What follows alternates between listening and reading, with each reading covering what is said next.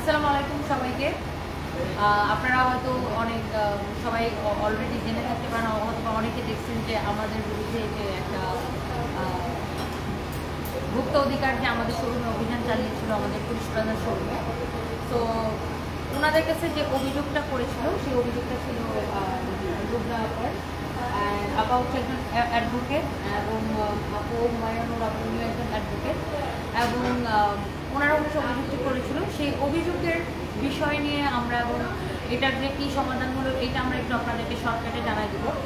তো আমরা এখন লাইভে আসার কারণ হলো, আপা নিজেও আমাকে বলতেছিল ওনার অনেক খারাপ লাগতেছে এই যে কিছু সাংবাদিক, কিছু নিউজ পোর্টাল মানে নিজের মন গড়া রসালো ক্যাপশন দিয়ে ভিউ বাড়ানোর জন্য অনেক রকমের তারা ক্যাপশন দিয়ে তারা হচ্ছে নিউজগুলো করেছে। সেটা শুধুমাত্র উদ্দেশ্যপ্রণোদিতভাবে আমাকে হ্যারাসমেন্ট করার জন্য। তারা নিউজগুলা ভুয়া ক্যাপশন দিয়ে নিউজগুলো করেছে আমাকে হ্যারাসমেন্ট করার জন্য। যাই হোক, এখন উনি হচ্ছে লুবনাপা, উনি হচ্ছে ভোক্তা অধিকারে আমাদের কমপ্লেনটি করেছিল। সেটাও উনি ভোক্তা অধিকারে প্রথমে যায় না, উনি যেটা করেছিল যে আমাদের মেসেঞ্জারে আগে কমপ্লেনটা জানিয়েছিল। কিন্তু আমার যারা স্টাফ, আপনারা হয়তো অনেকেই এটা হয়তো বুঝতেও পারেন না যে আমাদের আসলে আমাদের একটা পেজের পিছনে কতজন মানুষ কাজ করে। আমাদের অনলাইন মডারেটর শুধু রিপ্লাইয়ের জন্য 50 জন কাজ করে। সো ওনার এটা যে মডারেটরের হাতে ডিল করেছিল, সে আসলে উনি যে কমপ্লেনটা করেছিল আমাদের পেজে ফার্স্টে, সে মডারেটর আসলে জিনিসটাকে ইগনোর করছে, বাট সে এটাকে সিরিয়াসলি না নেওয়ার পরে উনি হচ্ছে যে আপনার বেশ কিছুদিন আপনি ওয়েটও করেছিলেন, তাই না?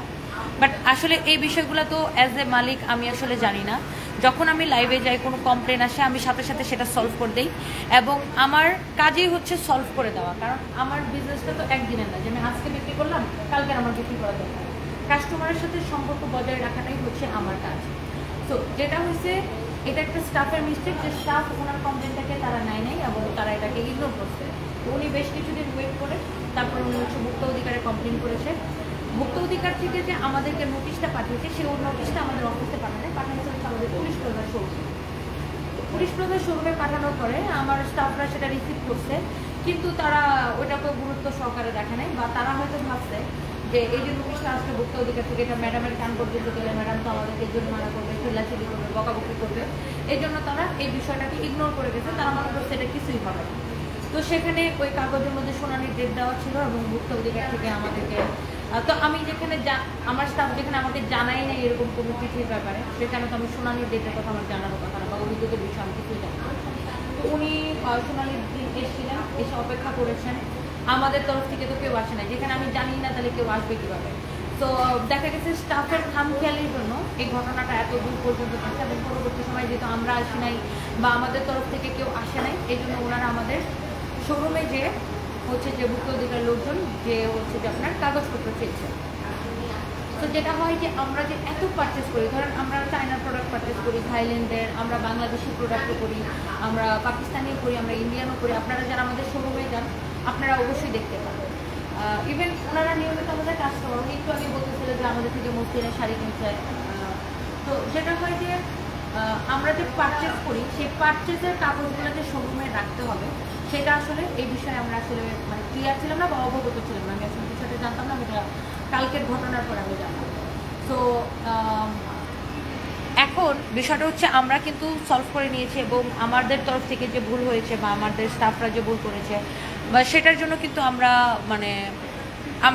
যেভাবে মানে আমি নিজে সরি বলেছি, এবং এটার জন্য আমরা ভবিষ্যতে যেন আমার স্টাফরা এই ধরনের কোনো মিস্টেক না করে সেটাও আমরা এনশিওর করবো, নিশ্চিত করবো। কারণ কাস্টমারদের সাথে আমাদের কাজ, আর একটা কমপ্লেন বা একটা কিছু হয়েছে দেখে তার মানে জীবন এখানে শেষ না বা ব্যবসাও এখানে শেষ না। কিন্তু এই যে সাংবাদিকরা, কিছু সাংবাদিক, কিছু নিউজ পেপার যেইভাবে আপনার হচ্ছে যে আপনার ভুয়া নিউজ করছেন, জিনিসটা খুব খারাপ। এবং আপা নিজেও দেখছেন, আপা একটু বলেন যে আপনার মানে আমি তো স্পিচলেস এই নিউজগুলো দেখে। তো আপনার কি মনে হয় বলেন, আমার সাথে দেখা হয় যে আমি যদি জিনিসটা জানতাম, আমি ডেফিনেটলি, আমি তো এতটুকু বুঝি যে আমার কোম্পানির রেপুটেশন নষ্ট হবে জিনিসটা পারলে, আমি ডেফিনেটলি এটা সলিউশন করতাম। আমি একজন আইনজীবী এবং একজন পাবলিক হেলথ প্রফেশনাল। আমার কাজ হচ্ছে মানুষকে সহযোগিতা করা, এবং আমার কাজ আরেকটা হচ্ছে যে আমি যেন নিজে কখনো অসহযোগিতার মধ্যে না পড়ি। কেউ যদি আমাকে অসহযোগিতামূলক আচরণ করে জেনে শুনে বুঝে, তখন আমি চেষ্টা করি যে আমার যে রাইট সেটাকে স্ট্যাবলিশ করার, এবং সেই উদ্দেশ্যেই আমার এই ভোক্তা অধিকার আইনে এই কমপ্লেনটা করা। আমি প্রোডাক্টটা নিয়ে কমপ্লেনটা করেছি, সেই প্রোডাক্টের যে মালিক তাকে নিয়ে নয়। এবং আমি সবসময় চাইবো যে আমাদের সাংবাদিকরা এবং আমাদের যে মহিলা এবং পুরুষ ভাই বোনেরা আছেন যারা কমেন্টস করেন, আপনারা কমেন্টসের ব্যাপারে অনেক সচেতন থাকবেন। প্রত্যেকের বাসায় ভাই বোন বাচ্চারা আছেন, ভাস্তি বলেন ভাগ্নি বলেন আছেন, তো তাদেরকে আপনারা সবসময় চেষ্টা করবেন যে আপনার বাইরের যখন একটা মানুষকে কোনো বাজে মন্তব্য করবেন, ওটা কিন্তু নিজের ঘরে একদিন ফেরত আসবে। আমরা প্যাট্রিয়ার্কাল সোসাইটিতে বাস করি, নারীর প্রতি সহিংসতাটা আমরা কখনোই পছন্দ করি না। আমরা অনেক দিন লাগবে আমাদের নারী এবং পুরুষের সমতায় আসতে। তো যখন কোনো নারী এত সুন্দর করে উদ্যোগ নিয়ে তারা কাজ করছে, কিছু ভুল ত্রুটি থাকতে পারে, তো সেটা আমি অভিযোগ করেছি, আমি প্রোডাক্ট নিয়ে তারা যে জরিমানা করেছে that's fine with me. But আপনারা চেষ্টা করবেন কোনো নারীকে অসম্মান না করতে। তার কোনো কিছু পছন্দ না হলে তাকে ইনবক্সে জানান, কিন্তু এই যে লাইভে এসে আপনাদের কোনো কাজ নাই, উল্টাপাল্টা লিখেন, উল্টাপাল্টা বলেন, আমি খুব হার্ট হয়েছে কালকে থেকে যখন দেখছি যে এত স্ব মন্তব্য, এত বাজে বাজে মন্তব্য। It's not right, please avoid all this thing. I'll highly appreciate if you take it in a good way, যে না ঠিক আছে, সানরাইজ বাই তনির অফিস থেকে একটা এরকম জিনিস হয়েছে যে আমার প্রোডাক্টটা ভালো ছিল না, আমি কমপ্লেন করেছিলাম, তারা জানায় নাই তাকে, আমি সেজন্য ভোক্তা অধিকারে জানিয়েছি। আমি তানভীর টনি সম্পর্কে আমার কোনো সমস্যা নেই তাকে নিয়ে। তো আশা করি আপনারা এই ব্যাপারগুলো নিয়ে অহেতুক আজে বাজে টাইটেল করে আজে বাজে ভিডিও করা বন্ধ করবেন। অনেক ধন্যবাদ।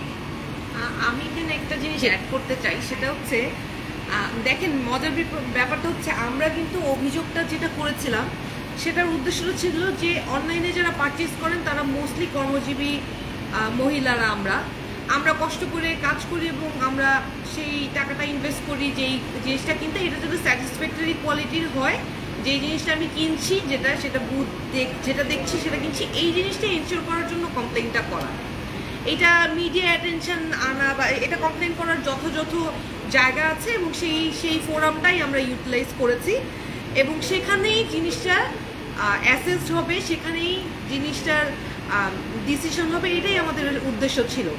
আমি সাংবাদিক ভাই এবং অনলাইনে যারা রেগুলার দেখে তাদেরকে, যেহেতু আমি একজন আইনজীবী, এই কথাটাই বলতে চাবো যে একটা জিনিসের একটা অভিযোগের যথাযথ অনুসন্ধান এবং সিদ্ধান্ত হওয়ার আগে আপনি কিন্তু কাউকে কোনো অবস্থাতেই অভিযুক্ত হিসেবে অনলাইনে বলেন বা প্রিন্ট মিডিয়া বলেন কোথাও তাকে অভিযুক্ত সাব্যস্ত করে কোনো কিছু লিখতে পারেন না।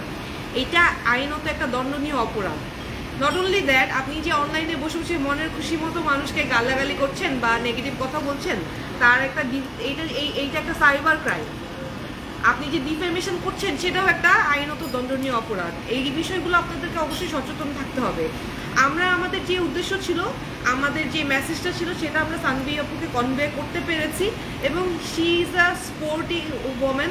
উনি যেহেতু অনেক আপু, আমি একটু ইন্টারাপ্ট করি। একজন লিখছে, আমরা বুঝতে পেরেছি এই কাস্টমারের পরিবারের উপর তনি আপুর কতটা ভয়াবহ অত্যাচার দিয়েছে। তারপর এই আপু এসে মিথ্যা একটা বক্তব্য দিচ্ছে তার ফ্যামিলিকে বাঁচাতে, এরকম মানে আমি আপনার ফ্যামিলিকে কোনো অত্যাচার করতেছি। আমি একজন সুপ্রিম কোর্টের আইনজীবী, বাংলাদেশে মনে হয় না এমন কোনো, মানে আমরা মেন্টালি যতটা স্ট্রং